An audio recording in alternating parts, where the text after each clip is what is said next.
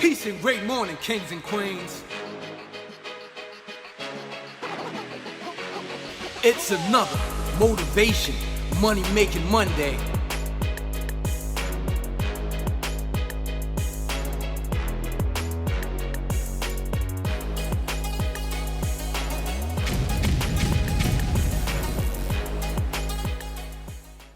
So it's another motivation, money making Monday.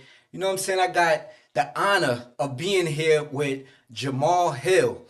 If y'all don't know who this brother is right now, man, y'all need to get familiar because in the film industry, he's the big dog that the big dogs talk about when they need some production done, when it comes to writing, when it comes to filmmaking. Yo, he's the guy behind the scenes that everybody know about. And if you don't know, now you do because he done worked on films like I Am Legend. But yeah, I Am Legend, Hancock. Hancock, yes. After that, I started my own production company with Charlie Mack. We did Streets with Meek Mills. Right. After that, we did Brotherly Love with Keke Palmer, Corey Hardrick. You know, it's a few. Yes. We got some things going on. Yeah, you got some things underneath his belt. Yeah. And one of the things that first connected me to this brother was his first film, which was Money, Power, Respect. You know, which is a hood cult classic right there. You know, if y'all haven't seen that Money, Power, Respect, y'all need to definitely tap in with that and check that out. Yeah. But you can tap in on Tubi. It's on Tubi. oh yeah, it's on Tubi. Yeah. Tap in. Money, Power, Respect by Jamal Hill. But without further ado, we need to find out who is the true Jamal Hill, man. So aside from all the accolades and things of that nature, who are you, brother? Well, at my purest form, I'm a spirit having a human experience. And on that human experience, I choose to use art to express myself, my culture, and my experiences on this earth. So that's in a nutshell. But overall, man, I'm an artist, man. I'm a writer, director, producer. I took the film and television very early. In the 80s, you know, we were latchkey kids. They called us. You come home, ain't no parents home. They at work. Yes. So to a large degree, the TV raised us. Right. You know, we came up on shows like The Cosby Show. I mean, you know the game. You've been around. So between movies and television, that kind of formed my mind. And I said, when I get older, I'd like to be able to produce products like that. And that's kind of what happened. Yeah. How did you get your start in the film industry? Well, my mother was a singer. Grew up around the Albany, Schenectady area. And when I was a kid, I always was fascinated by her singing and her painting and all that. And I kind of followed my mother's path. So we moved to Philadelphia when I was, I want to say, fifth grade. And Philadelphia is a blue collar town, but it's a artistic, creative place. Right. And the kids I hung with and the people I journeyed with, that's all they did. Breakdancing was a huge thing at the time. I remember being a b-boy to the core. Yeah. B-boy to the core. So fell in love with breakdancing and all things hip hop. And then, you know, once I got a little older, Breaking and Beat Street came out. And I remember going to the movies to see Beat Street, and I was like, oh, wow, I want to do that. Yeah. Not the dancing part, because I did that already. Right. But making movies. Yes. You know, it was like, how does this happen? And then, you know, as you grow, you learn more. Yes. You learn more. But actually what happened was in 2004, I read an article in, remember Don Diva magazine? Absolutely. What was Feds magazine? Yes. And the article, and this is before Paid in Full had came out. The article was about Alpo, Rich, and AZ. Yes. And I was like, now what would that look like from a Philly standpoint? So I made up these fictitious characters, and that's how Money, Power, Respect came. Wow. Yeah, Money, Power, Respect is literally based on Alpo, Rich, and AZ. Wow. But it's just I took my own imagination with it, and I put it in the Philly culture. Yeah, and I wrote that. Yeah. I wrote that. But at the same time, I was going to community college because you got to find some sort of formal education. Right. You have to, you know, get the teachings to learn how to. I didn't want to just freestyle the script. I wanted to, Mm-hmm. put in practice how to actually learn it. So I was going to community college, and the professor I took a writing course, and Mm-hmm. the professor gave us a book called "Makes Me Want to Holler." Nathan McCall. And in Mm-hmm. that book, Nathan McCall talks about how he grew up in his neighborhood with his friends. And it really, really spoke to me. And I didn't necessarily want to be a author, but I knew I wanted to write movies. So I said, well, what I'm going to do is I'm going to write a story about how I grew up in my neighborhood and the people I encountered. And that movie became Brotherly Love. And I originally wrote it as Teenage Love, Yes. based on the Slick Rick song.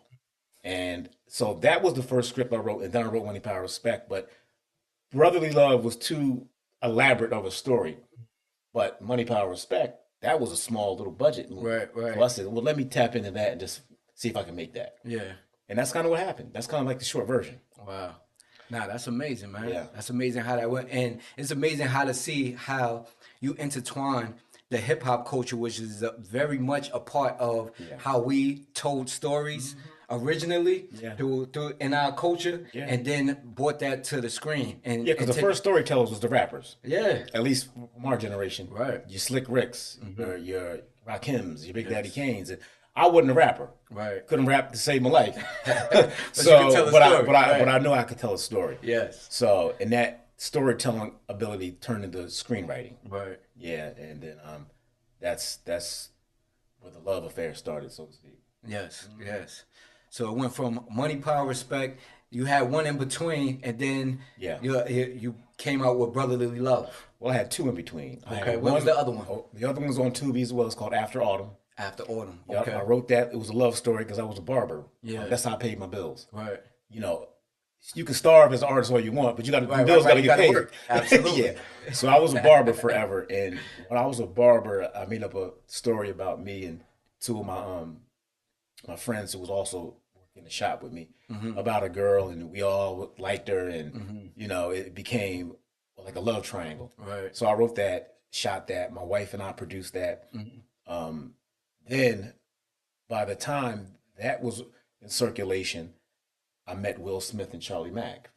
Okay. And then they saw the movement and was like, "What are Hmm. you doing? How can we assist?" Right. So they extended their knowledge and information and allowed me to work with them Hmm. for 2.5 years. And on that path, I ended up meeting Meek Mill, and Hmm. we caught a friendship. And I started doing his music videos, and then we Hmm. did Streets. Yeah. And then BET picked up Streets. And by the time we finished Streets, Meek had got his deal with Warner Brothers Wow. slash Maybach. Hmm. And we got a deal through BET for the film. And Queen Latifah's company saw Streets. And Yes. then they offered me a 3 picture deal to do Brotherly Love, Deuces with Lorenz Tate, and Hmm. so on and so forth. So, Now, originally, from what I understand, mhm, Deuces was supposed to be Meek Mill's film. it was. So how did that transpire where it Yeah. got with Lorenz Tate? So we did Brotherly Love, Hmm. um, reached back out to Meek Hmm. because we did Streets. Yes. And I always thought he had a natural knack for acting. Hmm. I thought he could have been a triple threat as well, like Right. Will. So reached back out to him. I told Shaq, Kim, and Queen that I was trying to rock with Meek again, and they loved the idea. But Hmm. what happened was, if you remember, Meek got locked up for riding motorcycles Right. while From he was Papa on Willie. parole. Right. Hmm. Yes, and we had already made. I already made the deal. Right. So I thought the deal was going to go away because the talent went away, Hmm. but that's not what happened. Shakim said, "Listen, we're locked in. Hmm. Is there anyone else you see that could Right. fit the role?"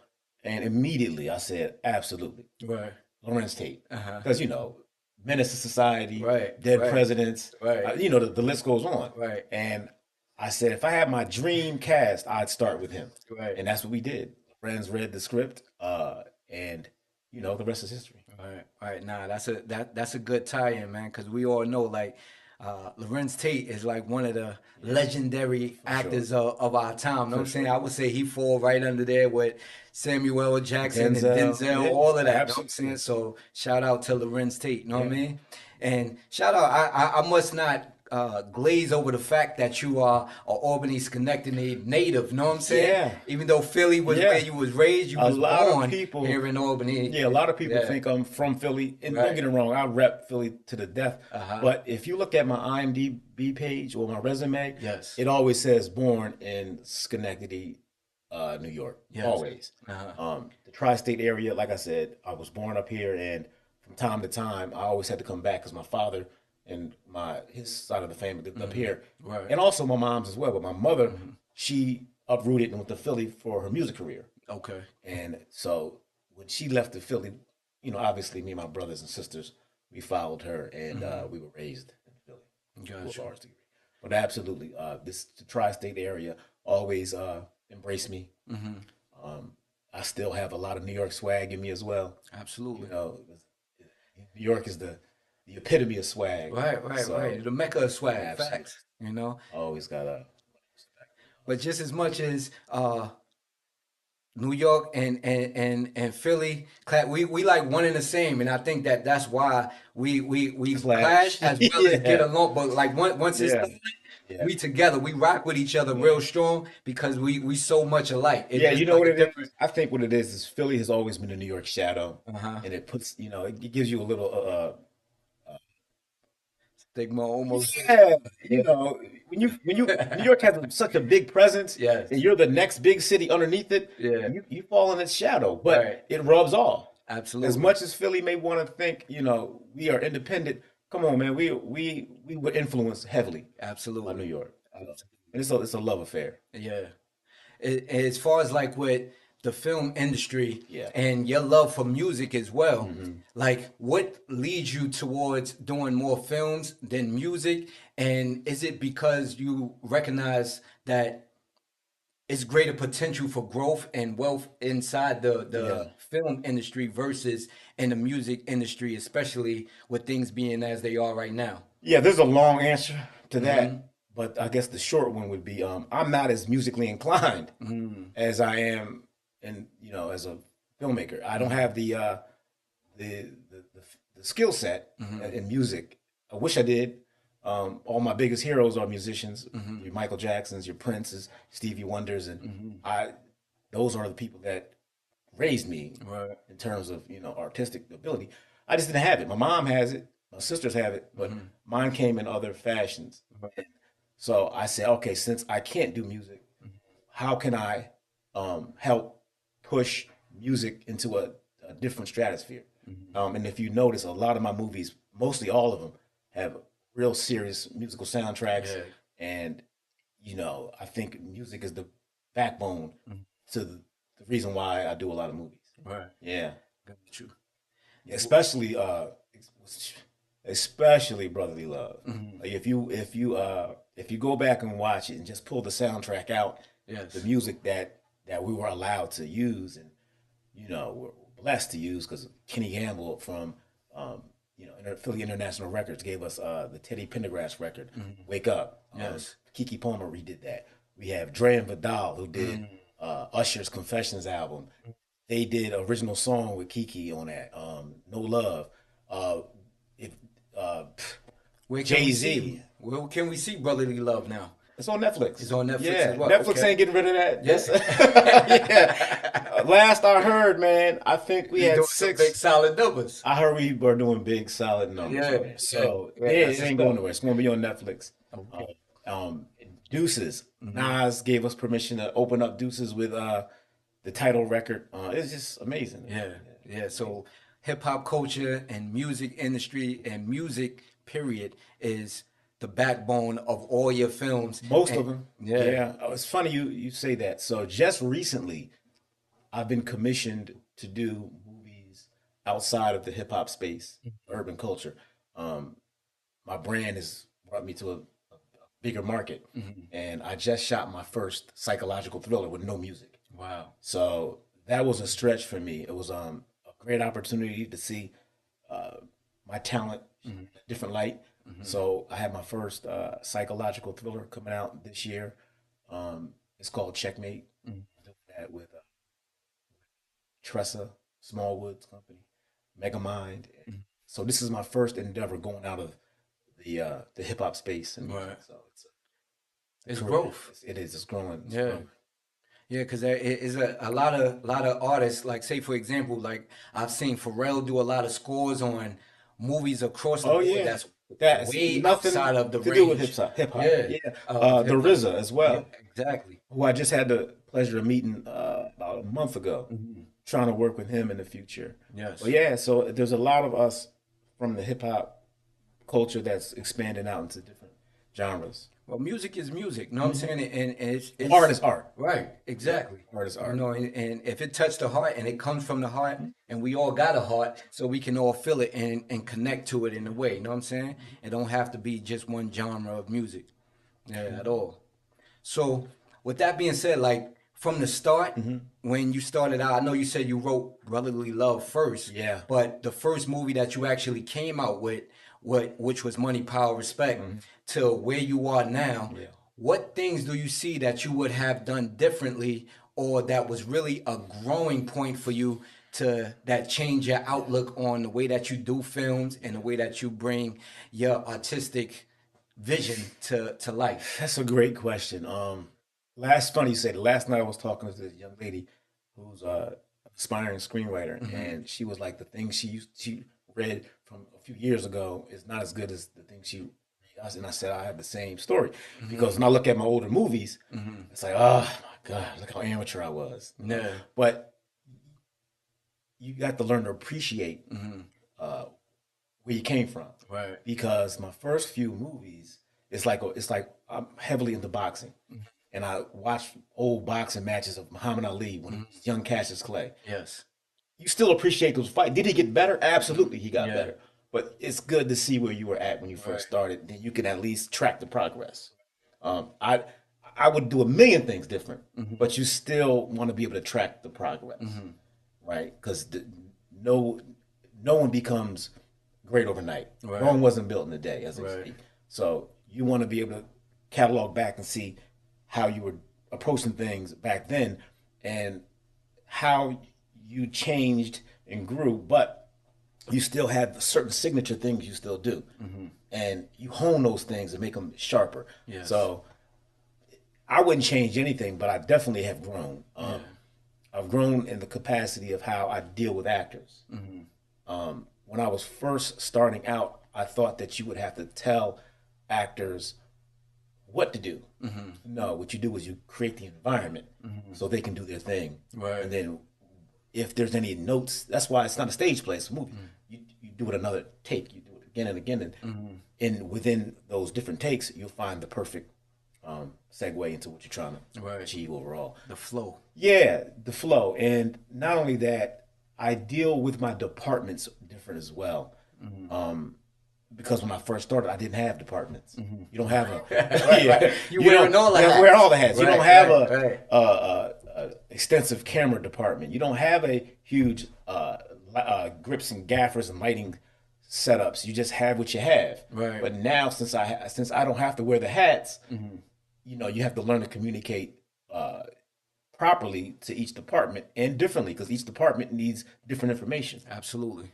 So as I got bigger budgets and as I learned to work with different departments, you have to your language has to Hmm. increase. Right. The jargon Hmm. changes. It's you know You're not gonna speak the same to the film crew as you do to the people that's in the back office no that doing the account. or Like, or right. the producers, Yeah. and the people, the money people. Right. So you grow in all different facets. Right. It's not just the artistic part. You also grow in the business Absolutely. arena because It's necessary. it's also art, but it's It's the music business. business. I mean, it's the Right. film business. Right. So Now I get that. You know, being an entrepreneur myself and just starting out as a small business and having that cape on where I feel like I got to do everything, yeah, and then moving into the frame of like, yo, I wanna grow my business, and that takes on a whole nother realm because now you got to delegate. You know what I'm saying? And you got to trust people, and you yeah, got to bring more people into your teams that you can see as being trustworthy, so you could pass that ball to them and make sure that they able to carry it and score as well. well, that's That's exactly right. Mm-hmm. You said one word. It's team. It's a Mm-hmm. team sport. It's a Absolutely. team effort. There's no way I can do this by myself. That's a fact. Um, when you first start out, there's no other way to do it. You have Mm-hmm. to start by yourself, but as you grow and as you progress, you're gonna have to incorporate different people into different roles, Mm-hmm. so your success can grow. Um, whether it's management, whether it's agents, whether it's better cinematographers, Mm-hmm. better actors, better, it's the team effort. Right. And you're just the coach. Right. I'm not the star player. Right. I'm just the coach. My job is to cast Mm-hmm. crew, cast actors, and hopefully you land the best distribution. And even that's a part of the team because they have to roll the movie out properly. Right. So yeah, it's a huge team effort. What is the toughest part of the filmmaking process? Is it the writing of it? Is it the uh, getting production, getting the budget for it, or is it the distribution? I believe it's still the distribution. Wow. When I first started, it was the raising of the money, Mm-hmm. trying to figure out how I'm going to raise 100,000, a million, 2.5 million. Mm-hmm. That used to be the biggest problem, but as you grow and as you meet different entities and your track record starts to grow, then Mm-hmm. that becomes less of an issue. Right. But I think trying to find the perfect platforms out here, even though there's way more platforms than when I Mm-hmm. first started. When I first was in the business, you had the big five studios, your Mm-hmm. Sonys, your Universals, and Warner Brothers, and so on. Mm-hmm. Netflix didn't exist. Right. Closest thing we had to Netflix, and it was a good thing, was Blockbuster. Right. Right. Right. So, and if you know anything about my story, that's the first distribution deal I ever got. Right. Money, Power, Respect. I got a Blockbuster deal Right. because at the time, Blockbuster was giving independent filmmakers an opportunity because Will Packer and Rob Hardy Mm-hmm. did a film called Toi. I'm Mm-hmm. not sure if you remember Toi, Nah, I don't, but but I know who you speak of. Those, yeah, those the OGs in the game. yeah. So Yes. Will Packer Mm-hmm. and I seen them get a Blockbuster deal, and I researched how they did it. What Yes. happened was, at least for me, Blockbuster reached out to an aggregator I was working with, and Mm-hmm. they said that we like the film Mm-hmm.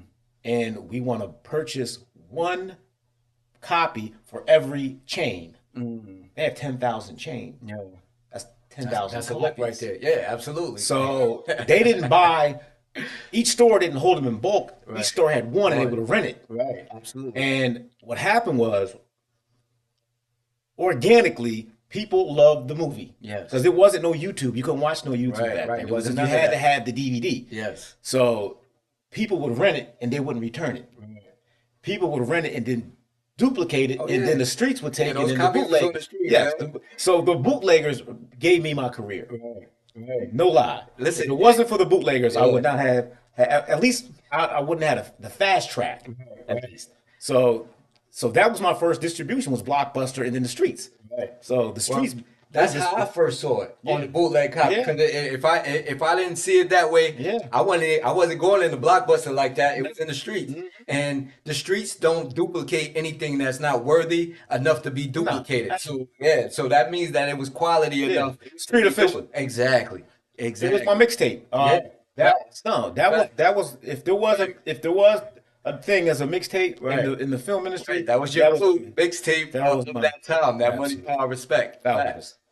So yeah, but to back to your original point, I think distribution to a large degree is hard, especially now, and just from a standpoint of there's so much out there, Hmm. right? So distribution has gotten easier in the sense of you could get your movie out there, Hmm. but it's harder because of the noise. There's Hmm. so much content Hmm. that It it's can easily hard. get swallowed up and Yeah, forgotten about. but that's why I tell people you have to make sure that yours is known as the cream. Mm. Cream rises to the top. Absolutely. No matter what, it's gonna find its audience. Yes. No matter what. So like I said, that's a longer conversation. So the Hmm. second part of that conversation, the hardest thing is making good content. Right. That's the hardest thing. Telling a good story. Yeah, because Yeah. people want instant success. It don't work like that. It doesn't. You have to hone your talent. Yes. Whether you're a writer, a director, a rapper, whatever you are, athlete, you have to hone your talent. Yes. Because the people, they're not biased. If it's good, if it's dope, it's dope. If it's not, it's just not. So I think organically, the hardest thing is sitting down and developing that talent. Right. It took me 20 years to become the person I am today. Yeah. You know, it didn't happen overnight. Did I have a raw talent? Of course. I wasn't as good. It wasn't as refined as it is now. So the hardest thing is, being patient and taking time to learn your craft. So if I gather everything, the honing of your skills, having a great story finds the money, and the money with the great story will find the distribution. And the audience. Yeah. Because you can get the distribution, but the audience might not. Might bite it. Right. Plenty of movies that got distributed didn't find an audience. Right. Nah, that, People talk about Tyler Perry, this, Tyler Perry, that. Tyler Perry found his audience. Good, bad, or indifference. right. He found his audience. He find his niche, and he goes for that niche all the time, and they always bite his stories, and they feed into it. They love it. You can't make people buy your stuff. Right. People are buying into it. And everything ain't for everybody. Yeah. We don't make the same type of films. Right. We just happen to be two black men in the same ministry who do two different things. Right. But he caught his audience. He found it. I But found that's a good thing. But at the end of the day, that's what it's all about. Whether you're in business, whether you're in music, whether you're in films, you find your audience, and then you lock in with them and make sure that you feed in that audience the organic food that they love to get. You know what I'm saying? From your honed skills. Yeah. Yeah. How do you bring that boxing mentality into your filmmaking? Does that play a part in the way that you bring your films across, and a great and, question. and the way that you have stayed motivated, I should say, Yeah. throughout these 20 plus years? Yeah, I love boxing. Yeah. It's my favorite sport, bar none. Been watching it since Sugar Ray Leonard. Yes.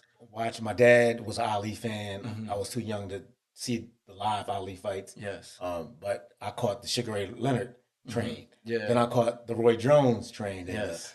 so yeah, I never thought about it that way, but now that you say it, absolutely, hard work, dedication. Absolutely. That's the boxer's mentality. It's a fight. Yeah. It's a fight not only in the creative space, it's a fight in the business space. And one thing about being a boxer, it says you in that ring. Right. It's not like any other sport. That's a fact. It's the gladiator sport. Yeah, you get in there, and tennis, you may get hit by a ball, like one on one. Right. Basketball, you can take it off. You can let the point guard do his Right. thing and sit on the bench for a little Right. minute. Not in the boxing, man. Right. No, man, and it's can't play dangerous. boxing. No, you can't Right. play complete. You play every other sport, but you can't play boxing. That's 100% right. So, no, and so with that being said, this is how I feed my family. I feed my family because the movies I make have to be good enough to generate income so we can live and have food and have a place to stay. Absolutely. That's the bottom line. So have I branched off into other different revenue streams? Absolutely. But the bread and butter is filmmaking. Yes. So I absolutely take a fighter's mentality. Somebody said, when are you creative? I said I'm creative at 10 a.m. every morning because that's my job to be creative. Right. Right. I don't have the luxury of waiting for a creative idea to come. At 10 a.m., that's when the creativity has to start. Right. 'Cause that's my job. It don't never get turned off. Yeah. No, if a boxer has to stay disciplined and get in the gym at whatever a.m., that's what I got to do. That's that same mentality that you Yeah. take into the film industry. Yeah. Yes. Nah, that's dope. That's dope. Yeah, I have a sincere love for boxing myself. I'm a Golden Glove champion as well. Oh, get out of here! Absolutely. I appreciate that. Yeah. Who you following right now? Who's your guy in boxing? Mine is Terrence, but mine's Bud Crawford. I like Crawford. Yeah. I got a real sincere love for Crawford. You know Yeah. what I'm saying? I like him a lot. But I would say, who's my favorite right now? I like Tank. I have to lean on Tank. Yeah, Tank I is like definitely Tank. my Yeah, it's favorite my guy 1-2 right punch. now. Yeah, Yeah, he's my favorite. He's my favorite right now. He bring that nostalgia back of Tyson for yeah, me. You know what I'm saying? Because that's where it all began for me. Just when yeah, I was young, just seeing Tyson walk to the ring with no yeah. socks on. It's You know what complete I'm saying? dominance. Just like yo, know what I mean? I'm going to work right Yeah. now, and let's get out of here. You know what I'm Yeah, what I saying? like about Tank is people sleep on his not to switch lanes, but since we Right, yeah, talking about it, absolutely. Maybe I just think it's um, right. what I like about Tank is that for whatever reason people sleep on his boxing ability, Yeah, his yeah, IQ. yeah. His boxing IQ is really high. Just because he knocked people out, Hmm. people for somehow forget that he can really Right, box. absolutely. His ring generalship, Hmm. um, his yeah His his patience, his patience. awareness of everything that's Yeah, going on. yeah. That. He'll so called lose 5 rounds because he's just downloading information. Right, right, Yeah, right. He just setting you up. Yeah, it's amazing. absolutely. And And he did it in the last couple of fights oh that he yeah, fought. Yeah, yeah, I absolutely. like Bud for a lot of reasons. Because as good as Bud can box, he would almost rather fight like a dog. He would Right. rather brawl. He's a brawler. Yeah. That's He's a crazy. dog. He Yeah, for doesn't sure. have to do it, Yeah. but he love it. Hmm. So that's me internally. To Like me, he's an all-around fighter. Like yeah, I can see he likes to fight, he likes to yeah, box, he yeah, likes to brawl, and in the streets, it seemed like he's a wrestler too. yeah. Know what He's a I'm saying? grappler. So He's a in grappler. all Yeah, areas, know what I'm saying? yeah, He's an all around 360 fighter. Like no man, no matter where it gotta go, it's yeah. gonna go there. You know those guys in the hood that always, no matter what, how big or small, Right, no one can beat them. right, right, Doesn't right. matter how much they weighed. Yeah, They could one at 160, you could beat heavyweights. right. That's both Tank and Bud. They both Facts, got the same dog facts. in them. So, Yeah, man. Nah, that's what's up. Before we get out of here, man, I gotta ask you any advice that you would give to an up and coming yeah. filmmaker and anybody that want to get into the industry. What's the best things that you would advice that you would give to them about getting into the industry and finding a niche and really being successful in the film industry? Yeah, I don't want to say the cliche thing like never give up and but that is part of the equation. Mm-hmm. Like never giving the like Nipsey Hussle said it best. He said the only distinguishing quality that I have Is with that somebody else who didn't make it was I didn't give up. right? Um, but outside of that, I, at least for what worked for me was Mm-hmm. write and tell the stories you know. Mm. A lot of times people say, "Man, I don't want to talk about what my hood and my family and my." That's the best thing to talk about. The Mm-hmm. stuff that you really know. Um, for instance, like people say, "Do you get writer's block?" Or "What is writer's block?" Mm. Or "How do you conquer writer's block?" I said, "There's no such thing as writer's Mm. block. Mm. What it is that what's going on is you just don't have anything to say. Because if you had something to say, it will flow out. Just say it, and you're reaching for something to say to Right. people. So with that, I just say, like I said, tell stories you know. Talk about what you know, because your experience is super unique from everybody else's. Yeah, absolutely. Absolutely. Just to add on to that, because I think that is very, very important for people to write what they know, but not always think that they have to tell it from the perspective that everybody else is telling it. Because it's like you got stories in you about your household that you want to put you think that you have to portray it like everybody else is doing it. Tell But how it is. really people are seeking for that other part. You Yeah. know what I'm saying? That nobody is talking about. The fact that you helping your mother cook and things of that nature, or you sitting at the table Yeah. when you writing, when all of those things that going back to that writer's block aspect. Oftentimes a person has something to say, they just scared of how people is gonna receive Yeah. that, so they won't let it out Yeah. and Fear. let it flow. Right. So they let that fear block the flow. Yeah, I got so many no. How many no's I got when I was pitching Brotherly Love Yeah. to the studios? Oh, it's too much like Boys in the Hood. Oh, it's too much like Menace to Society. Yeah, it's too much like Juice. I'm like, that's because you're not really understanding what's on the page. Right. Like if you really look, yeah, it's packaged in the same box, but the contents Right. completely different. Mm-hmm. So after I got a million no's and I finally got the yes and I made the movie, all the other companies, I still communicate with the people who turned it down. Yeah. They were like, "Well, we missed that one." Yeah.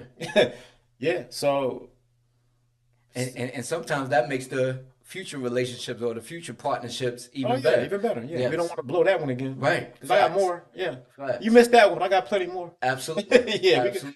Absolutely. I'm still open for business. Yeah. How important is it for partnerships and for collaborations in the film industry? That's all there is. Um, Hollywood is a conglomeration of people meeting people and doing business with people. That's it. It's all it is. Like I said, no one does it alone. Right. The Will Packers have to meet with the Kevin Harts and meet with the Universal Studios, and it's a field of conglomerations. That's all it is. If you when you're really, it's not like hip hop to or music to a large degree because music you could sit in your house like Kanye and make a complete album right by yourself. Right. You can mix it, rap it, write it. Film is not that way. It's not. It's a collaborative effort through and through. Um, very. I don't. I can. You can't. You can't find one person who did a movie by themselves that I know of, and I watch a lot of movies. Right. There's no one movie starring one man, written by one man, Yeah, it's edited, impossible. distributed by Right. one man, Right. produced. No, Yeah. it's not that way. So that's all there is a plethora of collaborations with different people, and every person has their own. Say, for instance, you have your own company. I have my own company. We would sit down and talk about a story and how we can get it made, and voila, that's how it happens. Right. It's based on relationships. Right. Right. The whole industry. Right.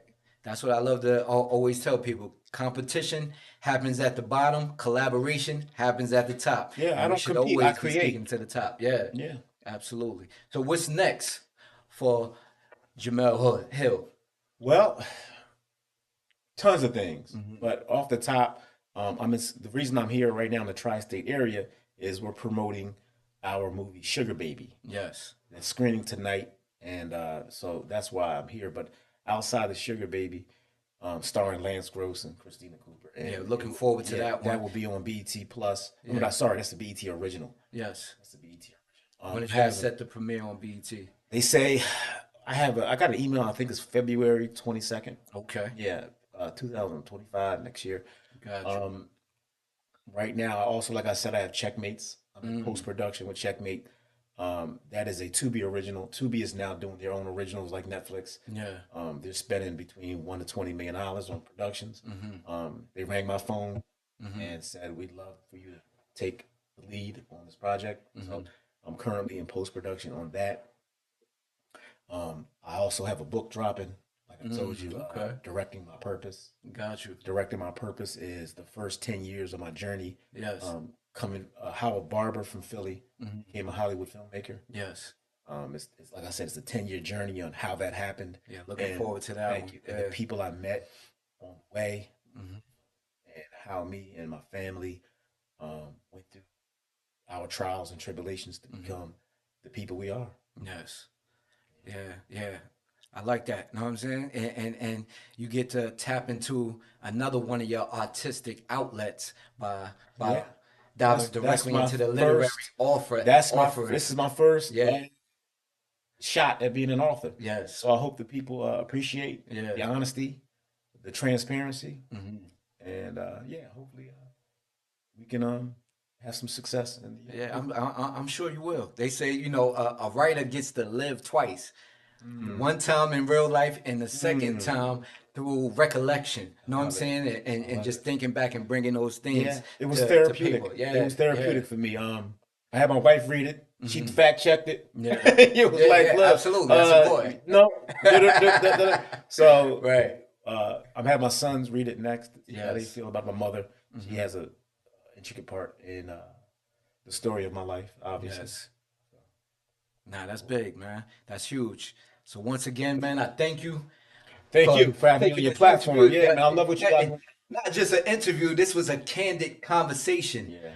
with Jamal Hill. So I love it. Thank you for taking the time out your busy schedule to come down and connect with motivation, money making Monday. You know what I mean? And we about to go hit this film festival, Yeah. the second annual Renaissance Black Film Festival. So check that out. And all of these films from Brotherly Love, which is on Netflix. We have Money, Power, Respect, that's on Tubi. We have Autumn, After Autumn. After on Autumn Tubi. on Tubi as Deuces well. on So Deuces Netflix. on Netflix. Yeah. Yo, go check out all Jamel Hill's films and look out for that book that's on the way as well. We got more work to do, and you'll see it all coming out, and I'm sure the people is gonna love it. Till next time, peace.